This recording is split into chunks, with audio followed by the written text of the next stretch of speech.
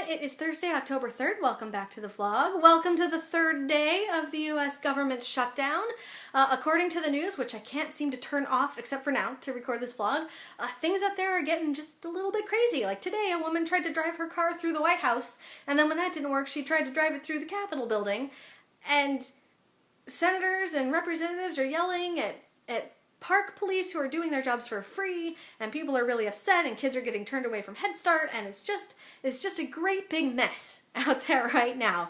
And through all of it, in spite of how angry people are, Congress is still getting paid. And I want to talk about that today because it is one of the main things that I have seen shouted on the social medias, because that's where I live, is Congress getting paid during all of this mess? And yes, Congress is getting paid during this entire mess. In spite of causing it, and in spite of shutting down the government, of which they are a part, they are still collecting their paychecks because, it turns out, it's the law. In 1981, Congress passed, hold on, I have to look up the exact number. Congress passed Joint Resolution 97-51 that says, basically, no matter what else is going on in the world, really, no matter what else is going on in the world, Congress is going to get paid. So, they could leave the government shut down for months, and they are still going to be collecting their paychecks. There are, however, some senators and representatives who are donating the money that they earned during the shutdown to nonprofits and to charity, and there is a list of those representatives and senators over on the Washington Post, and I will post a link to that in the thing. Also, thank you to Ezra Klein of the Wonk blog for posting a link to the joint resolution, because otherwise I never would have found it on my own, and that's 11 pages of legalese that I will never get back. But it's still really, really interesting, so I encourage you all to go read it, and slog through it and learn why Congress gets paid no matter what. Also, because it's kind of related, the thing I see a lot, or I've been seeing a lot, okay, it comes up every day. It comes up every day on Facebook and on Twitter, because every day Congress talks about money. And whenever Congress talks about money, somebody has to put up somewhere on the internet that meme that says, hey, Mr. President, or Dear Congress, if you want to cut people's budgets and people's pay, why not start with your own? And here's the thing, they can't.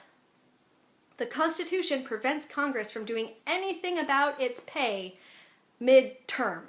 It is the 27th Amendment. It is right here in the Constitution. Yeah, I have my own copy of the Constitution because I'm a nerd. And the 27th Amendment says verbatim that no law varying the compensation for the services of the senators and representatives shall take effect until an election of representatives shall have intervened. So that means, basically, that they can change how much they're paid and when they get paid and everything, but they can only make those changes through a vote at the start of their congressional session. So maybe, after the midterms, we'll see some changes and all that stuff, but for now, we're stuck with what they've already decided. And that is why, no matter what happens, no matter how badly they mess things up, or dig us into a hole, or anything else, Congress is still going to collect a paycheck. Interesting fun fact, though, because I like them and because I have some time. The 27th Amendment was proposed as part of the original set of amendments in 1789. And it didn't get ratified to the Constitution until 1992, because apparently Michigan was on the fence about it for a couple hundred years. So it was one of the first amendments proposed, but it's the last one that's been published, which I think is interesting and kind of funny. So there you go. That is why Congress is still being paid in spite of everything, and that's why we can talk about firing them in an entirely other vlog, maybe on Tuesday if the shutdown is still happening. Hopefully the shutdown is not still happening. In the meantime, if you would like to help out, either locally or nationally, to help people get food and pay for childcare and all of that stuff, Jenny Lawson has posted a list of resources that you can donate to on her blog.